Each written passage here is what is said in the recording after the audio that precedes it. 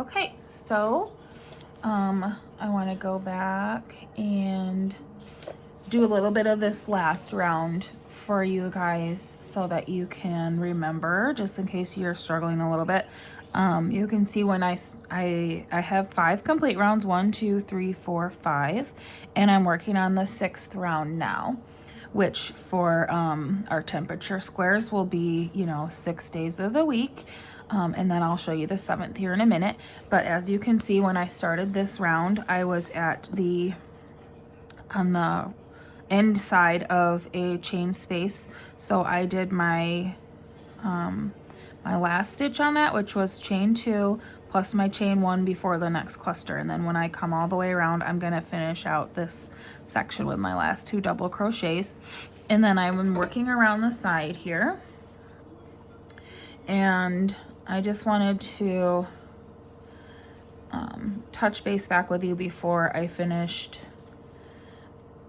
the whole round. That way, if I can just, give you a reminder about chain 1 between each cluster down the side. And so I've finished a cluster. I'm still on the same side, so I'm going to do 1, and then chain 3 for each corner. And you can see that as I've been working each round, I've done every corner. I've done my chain 3 and my 2 clusters in that corner, and so I have stayed in the shape of a square through this whole thing.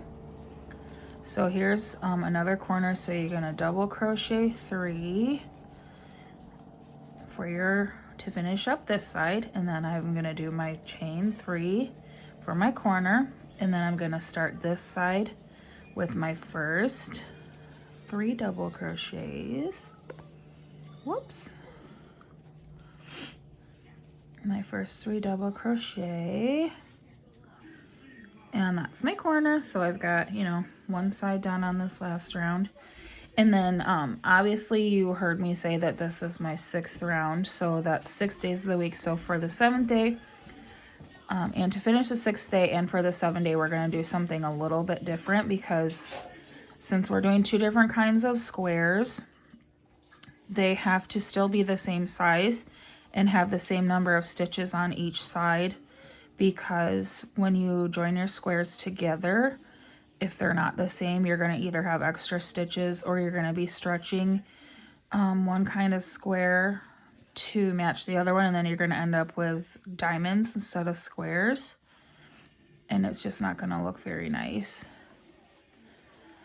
So I had to make a little adjustment on the outside of my granny squares so that they would be the same size as our sunburst. Whoopsie, just one chain between each. So they would be the same size as our sunburst squares when we are all done. So there, I just finished up another side. And I just wanted to touch base with you before I finish this 6th round. That way I could make sure we can make sure that you're still going good and make sure that you're still in the shape of a square. See, as long as you keep your corners, your chain 3 in every corner throughout the whole blanket, throughout the whole square, and your 2 double crochet clusters in each corner, you're going to stay in the shape of a square. You can remain doing your 1 chain in between each cluster down the sides, and it's going to stay a square. And the important part of that is just the extra stitches in the corners. Kind of turns you around to the next side. So I'm almost done.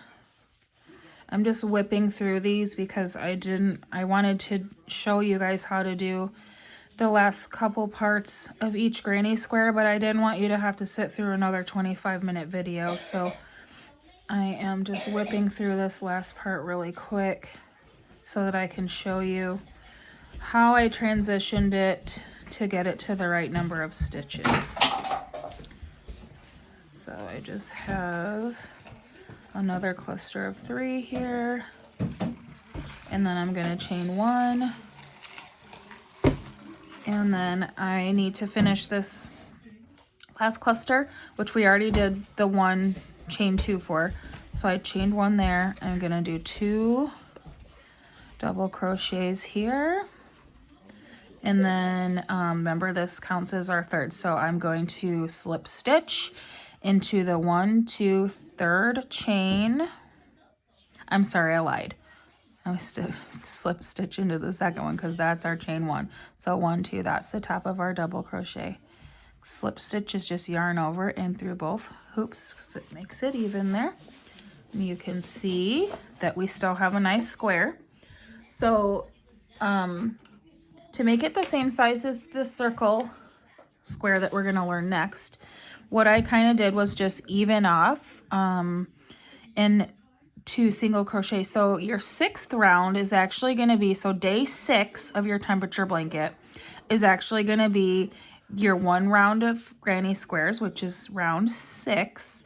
And then you're going to do a round of single crochet, which you are familiar with from our temperature blanket last year, in order to get a nice border around here.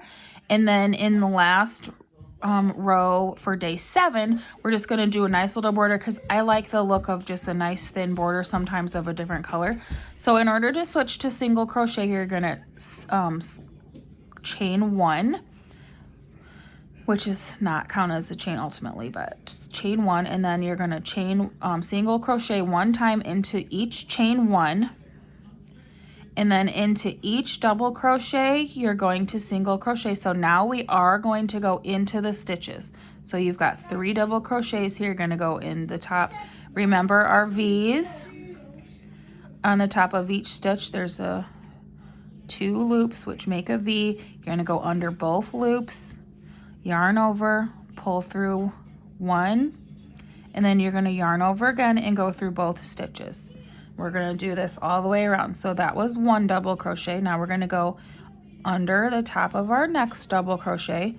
See our V there. Each double crochet has 2 loops on top to make a V.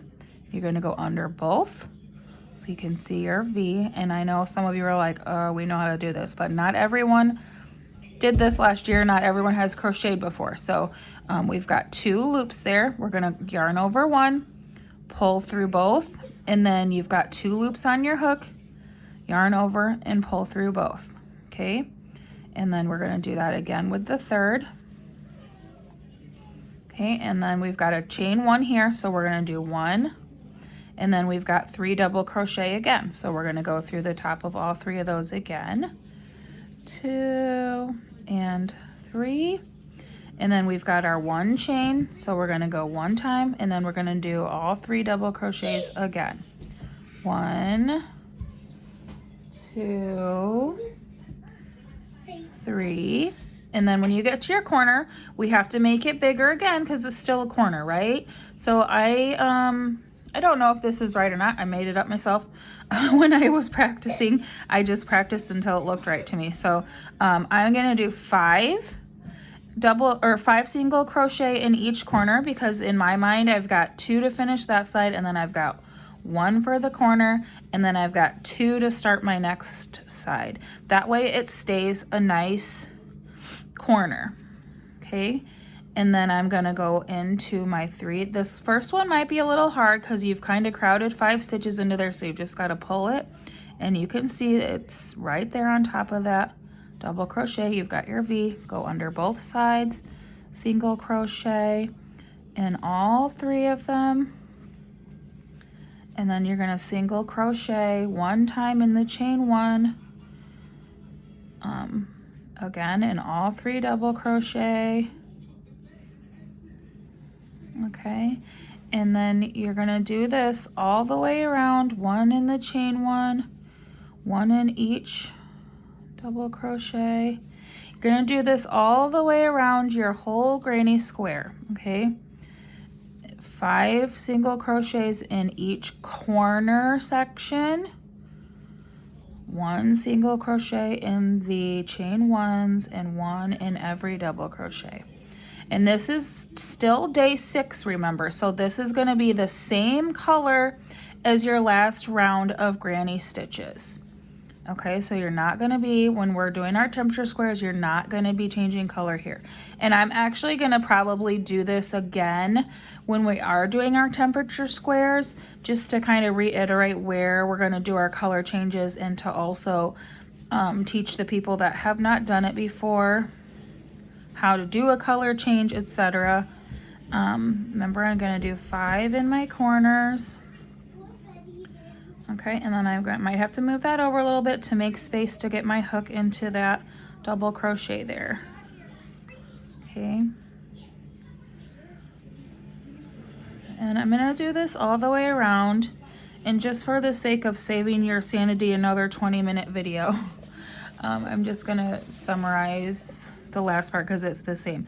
So you're going to do this all the way around your whole granny square until you get back to where you did your first chain. Then you're going to slip stitch again right there, and then for day 7 we're going to change our color if we need to, or we might not have to, but if we need to, we'll go around, we'll change color. And then what you're going to do for round 7, and again, I will do this by itself in a day 7 video once we get started, but for the sake of practicing, if you want to go there, for round 7, then we're going to chain 1 again like we did before we started this round, and then we're going to single crochet around the whole outside just to make like a thin little border. Please stop. Around, so you'll do 1 in every stitch under the whole entire V like we talked about, and then when you get to the corner, you're going to single crochet in the first 2, which are the end of this side. Then you're going to do 3, you're going to jam 3 single crochets into that 3rd single crochet, which is the middle stitch, because there's 5. So you're going to do single crochet, 3 single crochets, and then single crochet, and then 1 in each all the way around, and then the same in that corner. Then you'll do that all the way around, and then you'll slip stitch again, and then we're going to pull it out, and then I'll show you how to do a weave-in when we get to day 7 on our actual blanket. But that's just so that you can have an idea of how we're going to finish it off, so that you can try to make some practice solid squares, and that's it. So then when it's done, and this will kind of show you, this is just a practice one I made a whole bunch of practice ones trying to decide exactly how to have us do it. So you can see I just did, this is my last, oh, and by the way, here's my mistake that I asked you guys to see before. I only accidentally skipped one here, so you can see there's only 2 in my cluster, which is not a big deal at all, because all I had to do was, when I noticed that, I just did an extra stitch in my chain space here, which made up for the missing one, and then it still gave me the correct number around the outside. But you can see it makes a cute little border, and then when we join our squares together, there'll be about this much of the same color between each stitch, so I'll just have cute little border in there. So that's it for the practice videos, and I'll see you in a couple weeks for starting our actual blanket. Let me know if you have any questions about any of it, and I can I'm very happy to make you another video about a specific stitch or a specific part, or moving on to a new part, or anything that you need. Just let me know. Thanks.